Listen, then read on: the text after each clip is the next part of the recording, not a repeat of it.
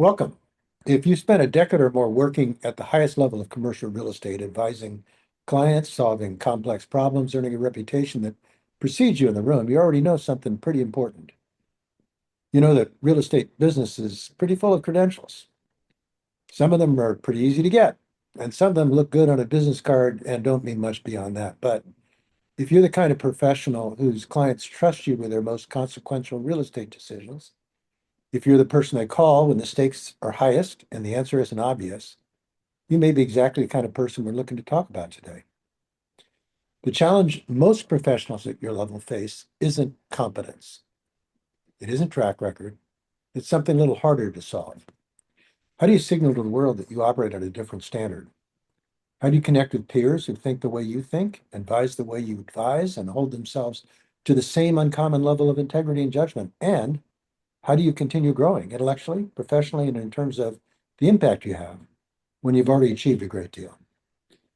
That's the problem the organization we're discussing today was built to solve. It's called the Counselors of Real Estate, and it has been the most selective, most respected professional designation in our industry since about 1953 when it started. I'm Geoffrey Dohrmann, founder and chairman of Institutional Real Estate, Inc., and I've held the CRE designation for several decades, and I can tell you without reservation that it's the one credential in the business I'm most proud of owning. Today, I'm joined by John Baczewski, CRE, to talk about what the Counselors of Real Estate is, who it's for, what it takes to earn the designation, and what John and the organization are focused on as they work to build the next generation of trusted advisors and thought leaders in commercial real estate. Welcome, John. Jeff, great to see you, and thanks so much for inviting me today. You betcha.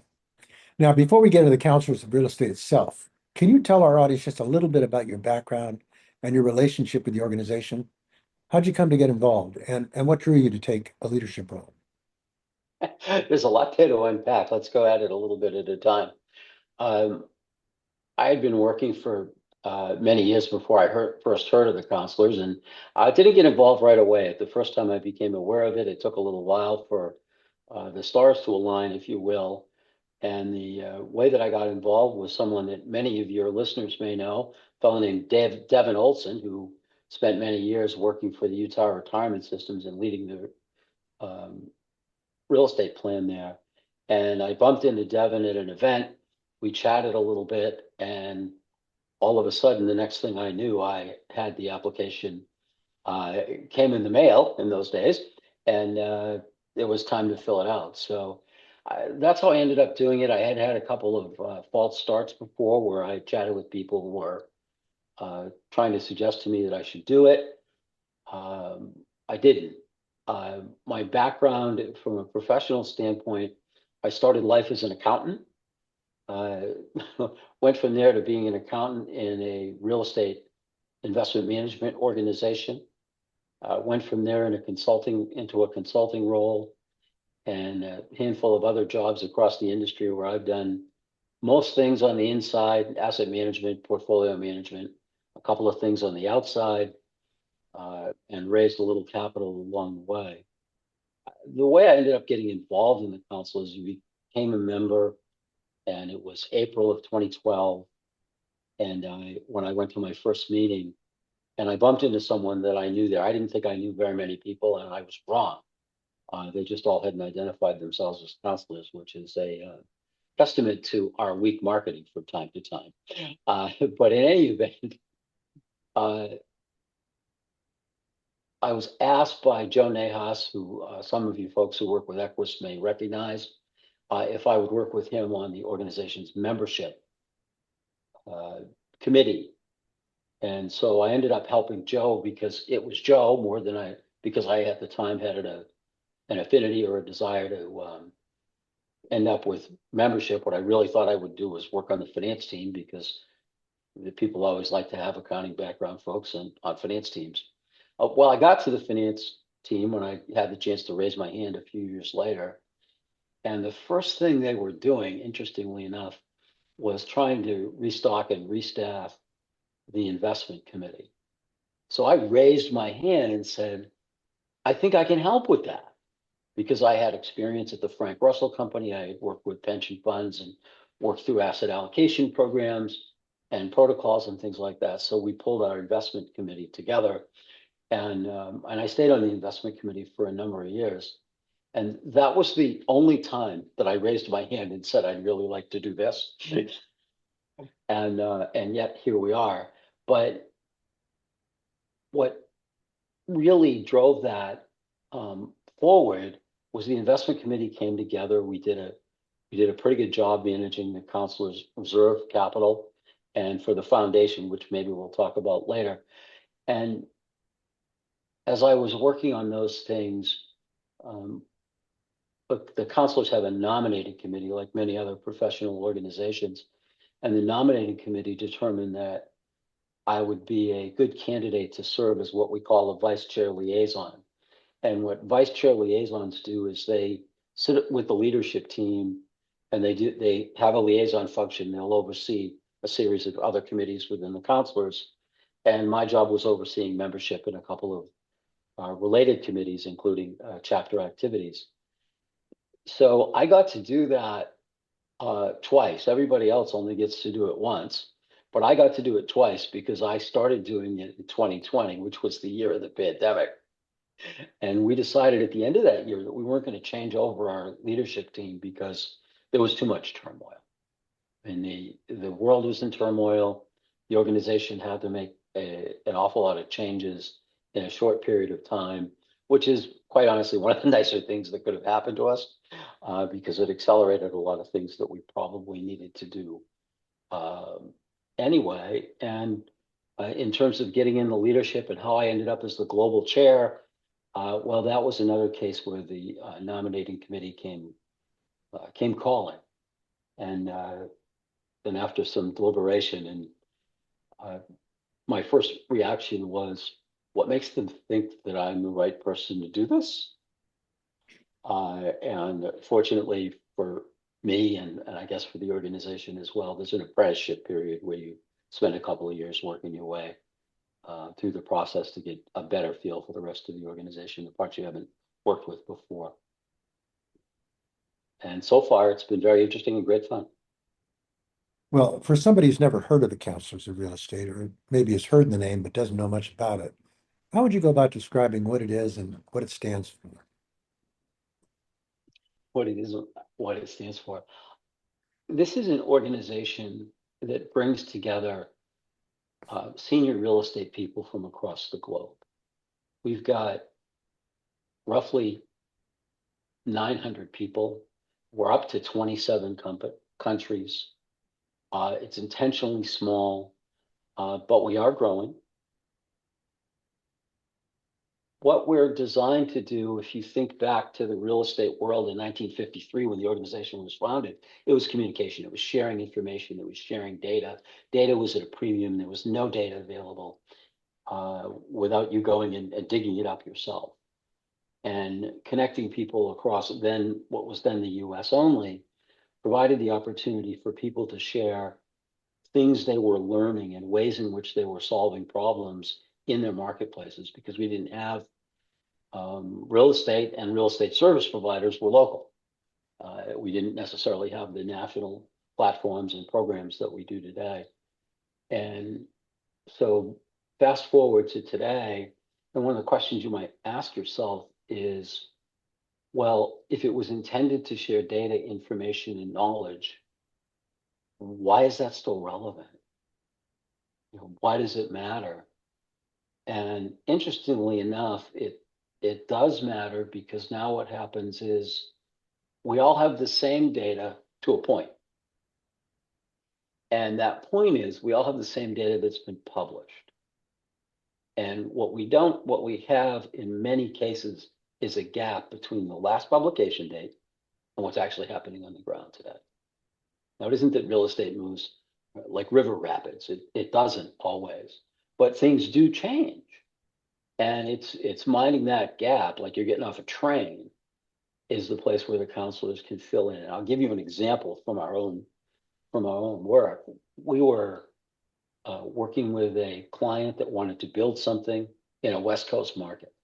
And I sit in South Carolina, and this was during the pandemic, and I couldn't visit the West Coast market to talk to people and get an understanding of what made sense. And I talked to a counselor that worked for the same service firm in a different place, and was introduced to yet another real estate counselor in this particular part of the West Coast who specialized in that asset type and was able to, in 45 minutes, tell me more than what I needed to know. And I'm going to give that woman work. I just haven't found a way to do it yet because she was so good to me and so helpful. So we help each other. Sometimes it's a formal assignment, sometimes it isn't. And it's all about people. It's about giving people the opportunity to talk to each other. They end up doing business together. If we're going to talk about, you know, what it stands for, I think it stands for excellence. I think we're a group of thought leaders and problem solvers. And one of the things you said at the beginning of your remarks was the people who solve clients' difficult and complex problems.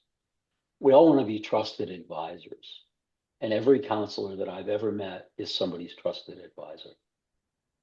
And what it gives me as a practitioner on the institutional real estate side is the chance to get information that happens on the ground. And that's different from the market I participate in and day out. People do different things. We think it's critical as we talk about our process. We think it's critical that our people stand up to those things and, maintain some characteristics, ethics being one of the critical ones. If you want to think about the institutional real estate, which I know is a big part of your marketplace, uh, fiduciary responsibility and ethics are pretty closely aligned. Absolutely. So, the tagline you often see associated with the organization is common sense and uncommon wisdom. What does that really mean in practice? What does it look like when a counselor is actually doing what the organization stands for? I think the common sense piece, which we all strive for, I think it was Will Rogers who said it's not always common. Uh, but the common sense piece is counselors are pragmatic. We want to get from where we are today through the pieces that are the problem so that our client can make a thoughtful decision or our investment committee can make a thoughtful decision about whether to do or not do the task in question, whether it's buying a transaction, selling an asset, whatever other decision might be. But the uncommon wisdom is when you get a group of people who've had a seasoned set of professionals, they've been through cycles, they've seen ups and downs in the marketplace, and they can sometimes get to conclusions a little bit faster, but without shortcutting any of the work, because they're a little bit better at figuring out which data points and which variables actually make a difference at the moment in the moment and for that decision, because not all data points are equal. Well, without going into tremendous detail, but just kind of giving off kind of rapid fire, can you give us some examples of the kinds of problems counselor typically has to solve? Maybe three or four or five, just examples, real quick. Absolutely. Let's put it in an appraisal context in the beginning. And most appraisers will be engaged and asked to produce a result. And the good ones, the ones that end up as counselors, are producing a really thoughtful, good appraisal and going beyond that and helping their client to understand what to do with it. And it's the same thing if you are uh, we do have counselors that work in institutional real estate and they're running real estate programs at pension funds similar to what Devin did for years. Mhm. Where does it sit there? Where's the counseling? How does it turn up? Well, part of it is figuring out what the next direction ought to be and persuading your investment committee that that really is the right thing, or your CIO if you're on the inside of an investment uh, of a pension fund organization. So I think those are a couple of quick examples. Uh, where it shows up in brokerage and where it shows up in capital raising are the folks who are doing a lot more than simply finding the capital. helping their clients to understand the strategy.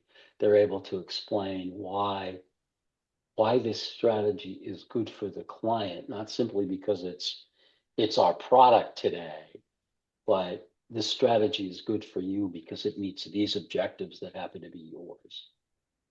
And the really good ones the good capital raisers that I've worked with over time, they're very willing to acknowledge that I think this is a great product that I have over here that I'm trying to raise capital for, but I totally understand why it's not right for you. And, or even sometimes in the course of a conversation, I've seen people determine that it's not right for the investor. And what that does over time is that builds trust and it builds confidence and it builds faith and it demonstrates integrity. And those I think are attributes that counselors have. So how does the multidisciplinary nature of the membership, brokers, appraisers, attorneys, bankers, academics, developers, investment managers, investors, contribute to the quality of the advice the members can provide? I think that it's both nuanced and clear. Because if you're working in real estate, if you think about any real estate transaction, we've got to get all these people to come together and to do their task or their part of the process in order to get a development off the ground, in order to get an asset ownership transferred. And so the multidisciplinary nature of our membership does the following things for our members. One, it gives them an exposure to other thinking. I'm working on this transaction. I'm dealing with this particular group of bankers, and they're consistently telling me this. Is anyone else running into that? What are ways in which I could respond to that so that I'm explaining myself better? Or how do I understand what they're really saying? And you can get that from someone who isn't involved in the transaction, and that helps you to go in and do a better job for your organization or for your client or for your team. And I think that part of seeking advice and that counsel from third parties is very valuable to our members. But there's also the informal piece of it as well. When we get our members together and when they are talking, they're able to identify things that they might do together, things they work on together. The attorney members that we have are always looking for experts for a lawsuit. Whenever real estate has a down period or something goes wrong, based on the US society, lawsuits follow. And a lot of our members spend good parts of their career and parts of their days working on those things. And the best advice you're going to provide someone, it comes from really having the chance to consider a lot of variables and a lot of perspectives, and to try and figure out how to take all of that mosaic type information and whittle it down to what your client or your organization is really trying to accomplish. And sometimes to go back to the uncommon wisdom, it's looking forward a little bit and saying, okay, 5 years from now, if we own this asset and all these things happen, will we still want it? Or is that our sales moment? But looking forward and figuring out, because we can't move in a real estate portfolio quickly. We see it in the data all the time, right? We'll see data that says, well, gee, what you really should do is sell this. And it would have been nice if you could have done it yesterday, but it would be okay if you could do it by next week. And yet we have things in our part of the industry where, the assets sit there and the closed-end funds survive okay, but the open-end funds will have a little bit of a logjam in the redemption queue, and the liquidity isn't quite what everyone had hoped. Let's switch for a little bit and talk a little bit about who the counselors of real estate membership is really designed for. Let's assume someone's watching this and wondering whether they might qualify. What does the profile of a prospective member tend to look like? That's a wonderful question, Jeff. I think that our membership, they've got about 10 years worth of practical experience in commercial real estate.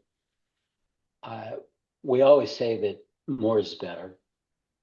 But certainly you can get a lot of experience in 10 years if you've had, different responsibilities.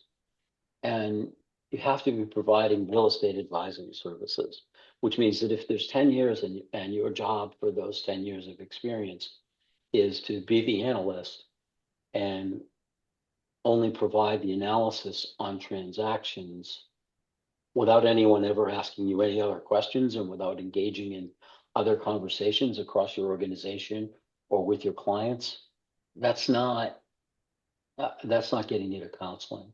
Counseling is the interaction and the engagement where you're sharing what you've learned and pulling those analytics together with people. And they're taking in your information and using it for a decision and talking to you about that decision. They're seeking you out to provide some input. What else do we look for? We look for expertise. That's really what that is, right?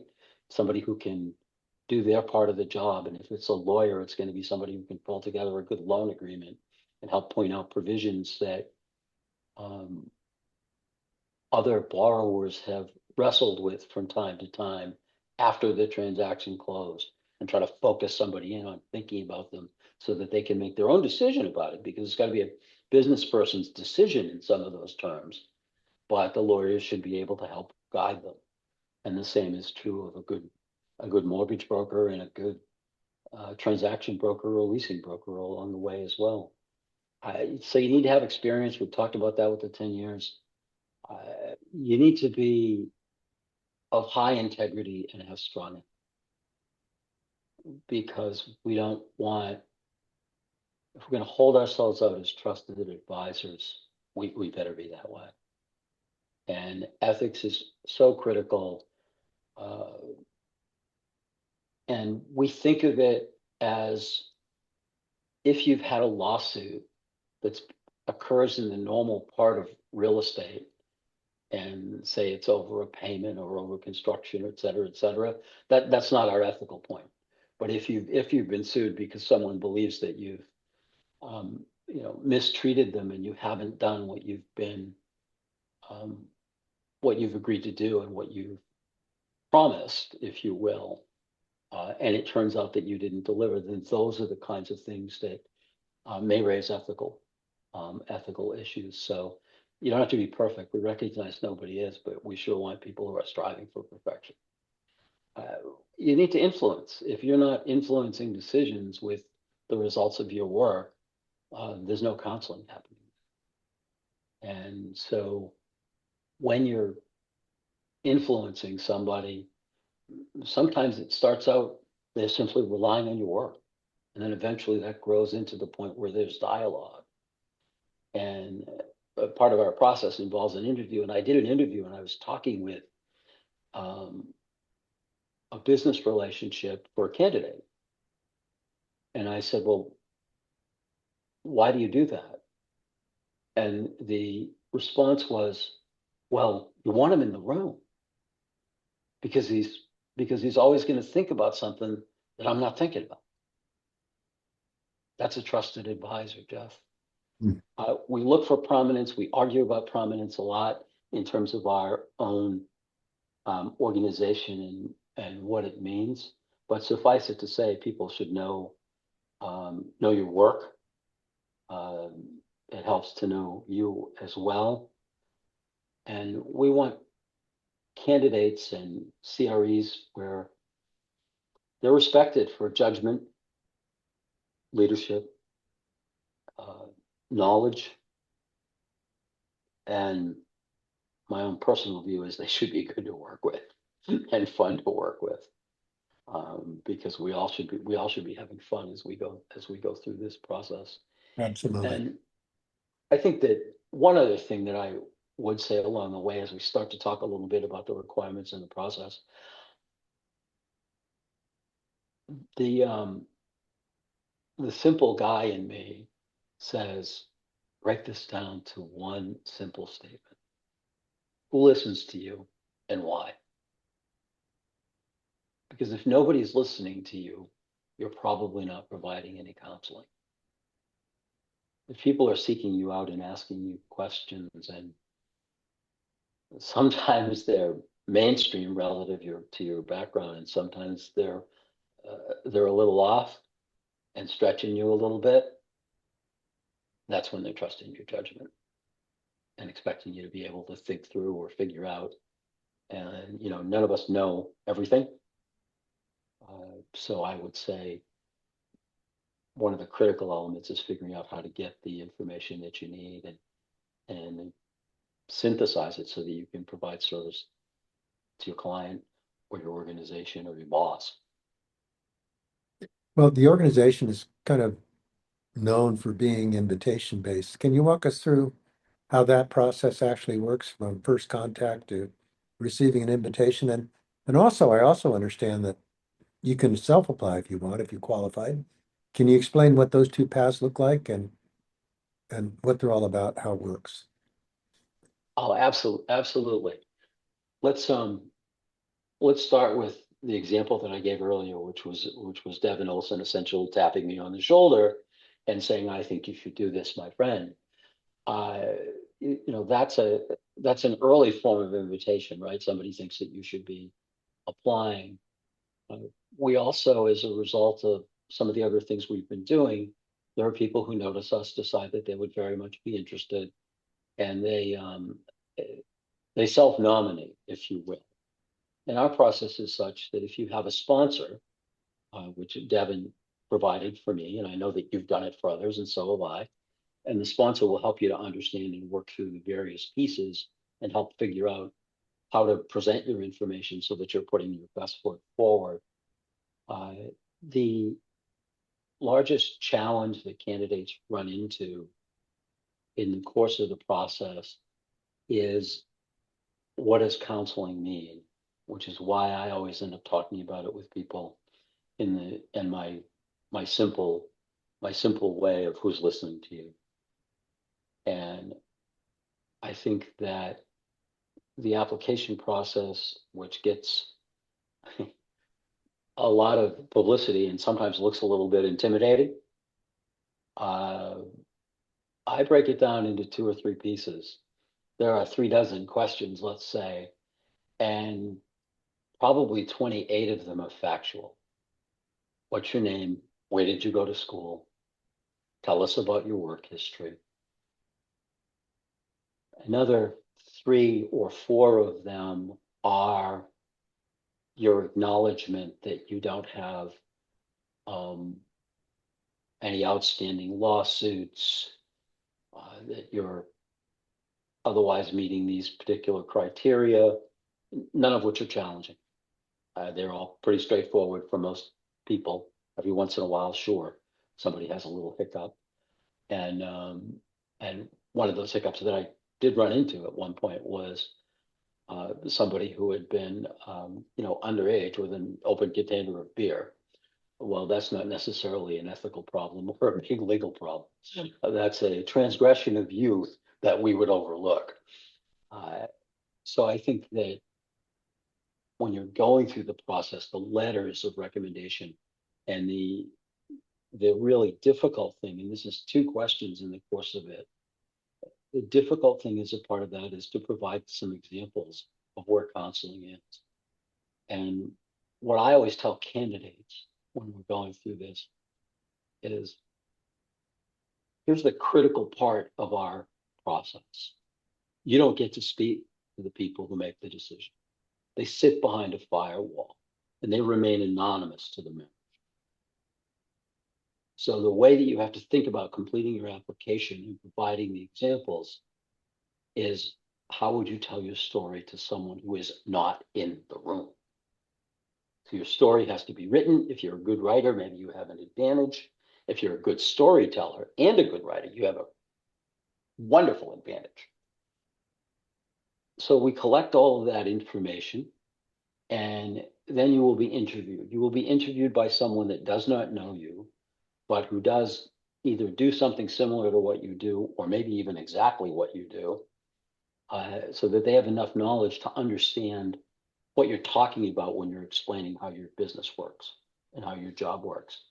And that's a point where candidates always get very interested in, concerned about confidentiality.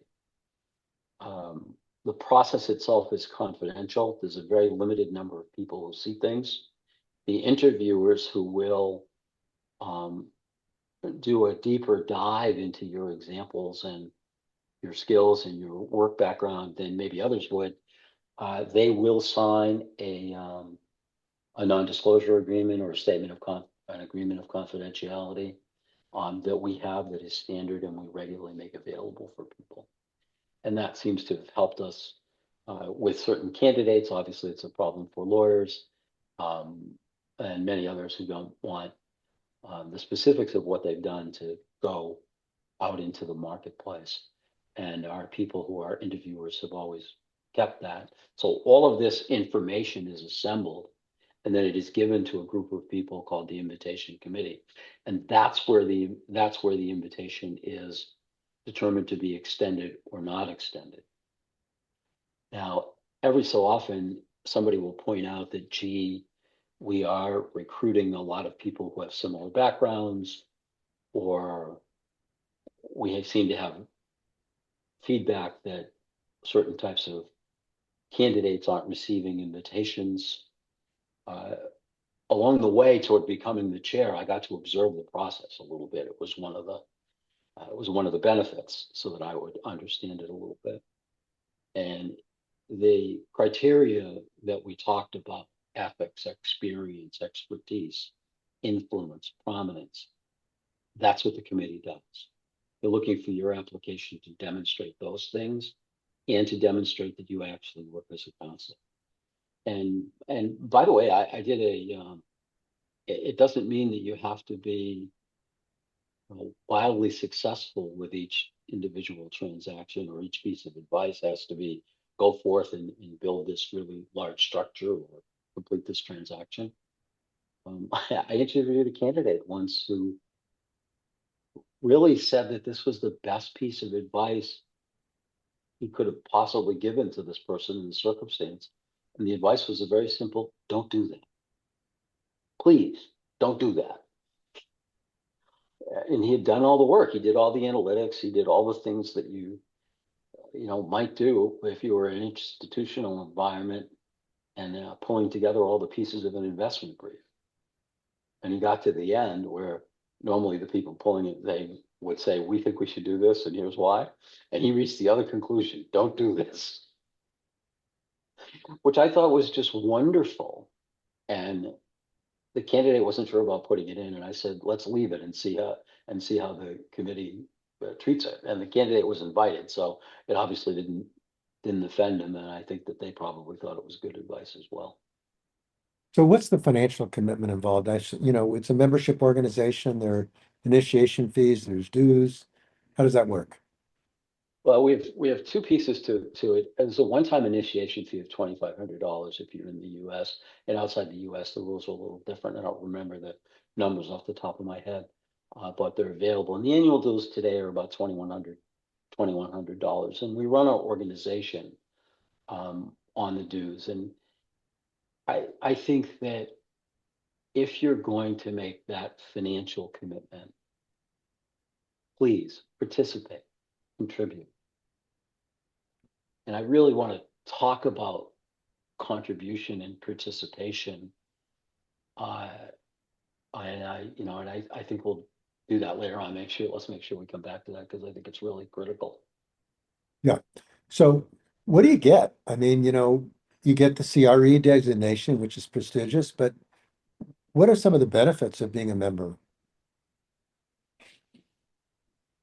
In other words, how does it change my life? Huh. Yeah, marketers always talk about this thing called the value proposition. And like most organizations, we have that discussion regularly and on an ongoing basis. And we recently did a survey. We surveyed the organization and we asked everybody where did they see value? And we worded it nicely without being biased. It basically said, why did you pay dues this year? That was the basic question. We got we got 4 or 5 different answers, and we ran it through AI because we can't have a conversation without talking about AI at least a little bit, right? We ran it through AI to try to figure out terms that were recurring. And it was expressed in a couple of different ways, but the most important thing was that it's the people. It was the chance to speak with a peer group, the chance to connect and work with um, smart professionals who did something different than what I do, and that opportunity for learning. I said I was an accounting guy, and I like to hang out with accountants, but we all know the same things. But when I hang out with a group of people who aren't accountants and who are working on real estate from its many vantage points, all the way from taxation of property up through how do we build this really big thing, and architecture, and folks who think about lots of things that I don't think about. Even a conversation over a cup of coffee can provide insight and information that will help me do my day job, so to speak. Now, John, you So said several times that one of the benefits is really the ability to connect and share ideas with other people. How does the membership really engage with each other? Are there chapters or there national events or there committees, there publications? How, we have all of those things, but let's go through them in order. I Coming off that description of the value proposition, the most important thing that I'm trying to do is encourage people to talk to each other. And at some level within our organization, we need to be talking to each other. We do it on a national level with one annual meeting where we get together live and can talk to each other and do some learning in a particular city. We'll be in Dallas at the end of September this year. But we also do it. Before joining you for this conversation, I was participating in a specialty interest group that we have where small groups get together and talk about a specific topic. This one was focused on housing, but we have them on other topics as well. We have it for valuation. We have it for leases. If you can think of it and put a group together, we're happy to have one. So we're trying to create these opportunities for people to gather. We do have chapters in various geographies around the nation and around the globe.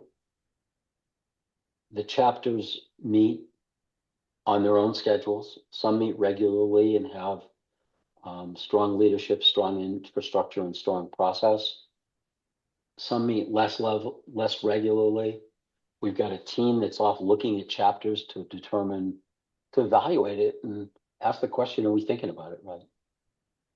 Because if our goal is to get people to talk to each other, we need to be open to let people do that. We have a couple of small sort of mastermind groups brewing between groups of people who decided that they want to get together and talk about things. And I spoke with a member on Friday that would like to start a CRE book club. And that's not something that we've done in the past, but I said, sure, let us know what you want to do. We'll send a note out and, tell us how many people is your max. And if we get twice that, we'll find someone else to run one and have 2 book clubs, because why not? And so I think that particular group's going to come back and look at chapters more broadly beyond geography to try to look at areas of expertise or other areas of interest. And quite honestly, if our people are talking to each other and our members get to know each other better, that is when they do business together. That is when they trust each other. And I will give you an example that when I'm working with new partners and I get invited to work on a project because a lot of us with smaller organizations will collaborate with people. And when collaborating with or hiring a CRE, my trust starts here. I sort of assume it. And what you talk about in all of your publications on a regular basis is the notion that you have to build trust. And because of the process that the counselors have gone through, I know that person has ethics. I know they have expertise. I know they have experience. I got a good running start. That's what it does for me. Tell us a little bit about Real Estate Issues, the organization's journal. What role does it play for members in the profession more broadly? We've got we've got two ways of reaching out to people. One is Real Estate Issues, where if you are working on something, if you would like to publish something, we will publish it. We will publish it for you. Sometimes we get original publications. Sometimes we get things that have been published by others first. And that's okay because our objective is to share it with our members and with the several thousand people who subscribe. So it's really a knowledge and information sharing library that we've built up over time. I know with all the publications that Institutional Real Estate has, you've got a good solid library and a set of those things as well. But in our case, it's going to be a very broad set of activities, and it can be as simple as, um, here's how I solved this problem, to some very complicated things that I've now read twice, some of which I've read twice, and I'm not sure I understand, all the pieces of that process yet. And oh, by the way, we will pay. We have a prize on an annual basis. We'll pay $10,000 for the best article that takes the complex and simplifies, because we see that as one of our fundamental tenets, and it's a prize that's offered in honor of Jared Schlaze, who was a chair of the counselors years ago, and he thought writing and sharing your professional expertise was important. The other thing that we do is we have a webinar. We call it the What's Next Real Estate Series. We put on a webinar once a month. Uh, we usually have hundreds of people, which may not sound like a lot to some, but they're open to the public. We got a mailing list of several thousand. And at one point, we actually broke 1,000. We had over 1,000 people show up for an economy discussion. We maintain an economic advisory council where our people, many of whom are known to your listeners, the chair of our economic advisory council this year is Jim Costello of MSCI, who many people know.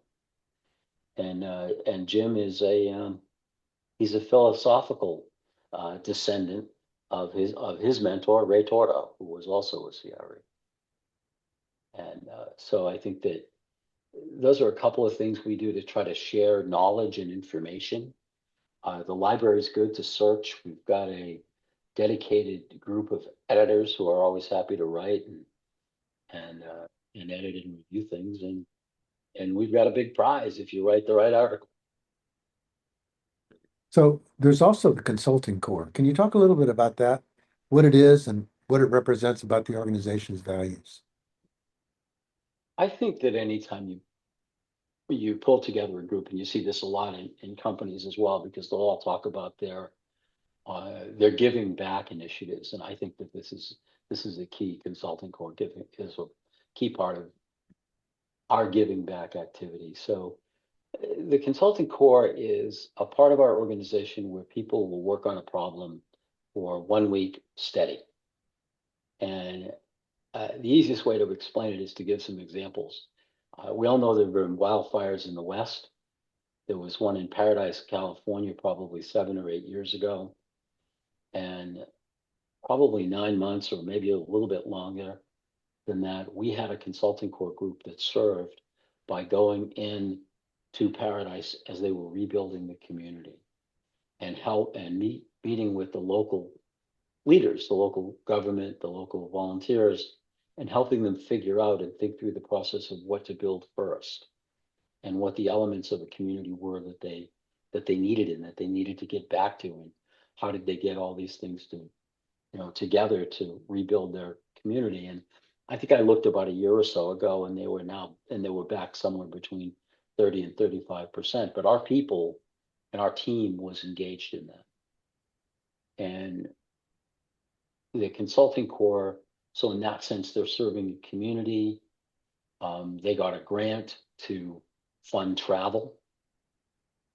They also, all of the counselors are required to be members in the National Association of Realtors. And one of the things that the National Association of Realtors does is they fund 4 consulting core projects in the course of a year. And the way that this funding is set up is that NAR agrees to fund 4. They go through to all the local real estate boards, and they will accept applications. So this year, I think there were 8 or 10 applications, and 4 were getting funded. So there was a team of people that were part of the CRE Consulting Corps, and some were NAR representatives because it was their money. And they went through and they selected a series of projects to fund. Now, a lot of these are unsurprisingly housing related. In many cases, it's how do we revitalize this downtown? And one project that got selected this year was a college campus that had closed. And what do we, the town, do to get the 65-acre campus vibrant again? Because if you think about a school closing, it has a devastating impact on a local. The students aren't there anymore buying pizza and beer. The professors who used to live there may not live there anymore because they've had to go, elsewhere to find employment. So the people who've volunteered, I've not done one yet, maybe next year, will work a little bit to plan. They will work a little bit afterwards as well to get the report together. And a couple of other things we've done 2 projects now on housing for the Navy, where we've worked for the U.S. Navy to think about housing both on base and near base, where our teams have gone in and helped the Navy to think through ways in which they can change it and how they can go about improving their housing to offer our military who are so generous in serving. We also do a lot with not-for-profit organizations. Usually in those cases, it's excess land, or maybe it's finding something that can get an organization through expansion. Examples of excess YMCA's have been closing camps, and churches have a lot of excess land, particularly the Roman Catholic Church, as its membership's been migrating toward the south and shrinking in other parts of the US. Now, let's just kind of shift a little bit to the present and to the future. The commercial real estate industry is going through a lot of change right now. AI, capital market disruption, demographic shifts, the evolution of every major property type. How does the Councils of Real Estate stay relevant as a trusted advisory body in an industry that's going through that much change? And more specifically, John, I'd say, with AI, you can get answers to questions really quickly. How do counselors stay relevant? I mean, what do the counselors deliver that AI can't? Boy, Jeff, I look, first of all, that's a great question because we're all still trying to figure out what AI can deliver and what AI is going to turn out to be best at. I do think AI gives you a running start, helps you to figure out what questions to ask if you're looking at something that maybe isn't your area of expertise. Most of us are convinced that we should be using it. We're also convinced that we should be testing it at this point, and that it's not 100% reliable, although it seems to get better every day. But I think no matter how much technology we put into our day-to-day and our lives, I don't think that human contact is going to be displaced. And I don't think that judgment is going to be displaced in the near term. So what our people bring and what seasoned professionals anywhere bring is judgment. So if you were to ask me about AI and what does it mean means I can get more information that's better organized to which I can apply my knowledge and judgment.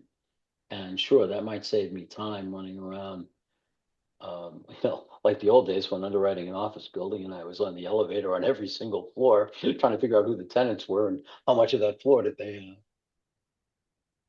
I don't have to do that now. I can get that information. It's publicly available. But there's still a lot of decision making. There's a lot of judgment required. And it's a totally separate conversation.